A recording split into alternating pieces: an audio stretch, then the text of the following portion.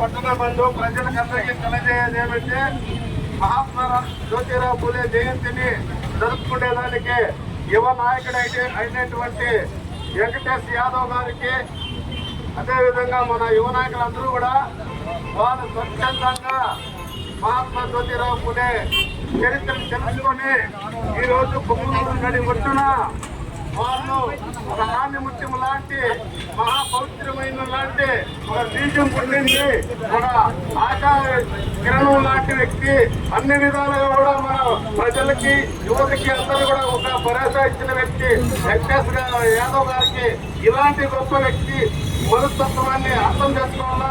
ప్రతి ఒక్కరూ కూడా ఈ మాదిరిగా ఎదురుండి నిలిచి పోరాడే తత్వం పెంచుకోవాలా. ఆ పెంచుకున్నాడే మన పారిశుద్ధ్యాలన్నీ దిగిపోతాయి.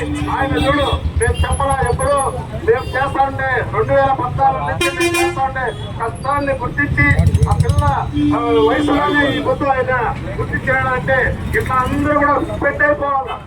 ఈ జ్యోతిరావు మహాత్మా జ్యోతిరావు పూలే ఆయన భార్య చరిత్ర తెలుసుకోవాలా.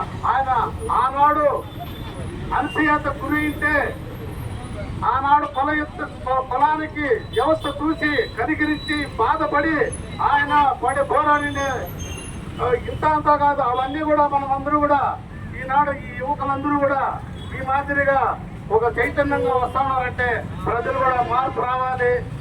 ఇవన్నీ కూడా పారిశుద్ధంగా ఉంటే గొప్ప పిల్లలు పథకాలు మనకు అవసరం లేదు. మనము రాజ్యాధికారంగా పోయేదానికి వాళ్ళ పెద్దోళ్ళు కనిండే కళలను మనం సాకారం చేసుకోవాలంటే ప్రతి ఒక్కరిలోన ఉద్యమం పూర్తి రావాలి. ప్రతి ఒక్కరిలోన ఉద్యమం వస్తున్నాడే మనం బాధించేస్తామని పోయి మనము మన మార్పు తెచ్చుకుంటాము, లేదంటే తెచ్చుకోలేమనేది కూడా ఈ సభామూలంగా మనం అంతా కూడా తెలుసుకోవాలా. ఇలాంటి యువ నాయకులను చూసి మనము తెలుసుకోవాలా. అలాంటి మహిళలందరూ కూడా ఈ రోజు ఎందుకు కష్టపడ్డారంటే అన్ని విధాలా మనం అనుసూయతలో ఉన్నాం. అన్ని విధాలా 74 సంవత్సరాలు 76 సంవత్సరాలు అవుతా ఉంది సంవత్సరం వచ్చి. ఆనాటి నుంచి కూడా మనకు స్వేచ్ఛ లేదు.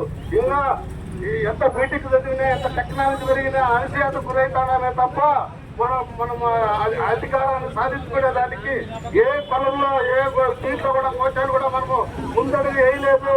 ఇకనైనా మనం అవన్నీ పక్కన పెట్టి ఇంకా రాజ్యాధికారాన్ని దక్కించుకునే దానికన్నా బాధపడాలని అందరూ మహానుభావులందరూ కూడా గుర్తించి ఏమో చేస్తాననే కాదు, ఇదంతా మన బడుగు బలహీన వర్గాలు ముందుకొచ్చేదానికి ఈ కష్టాజీతము ఇవన్నీ కూడా ఇదంతా అర్థం చేసుకొని ముందుకు వెళ్ళాలని ఈ అవకాశం ఇచ్చిన పెద్దలకి యువ నాయకులకి అందరికీ కూడా ధన్యవాదాలు తెలుపుకుంటూ జైబీసీ మహాత్మా జ్యోతిరావు పూలే ఆశయాలను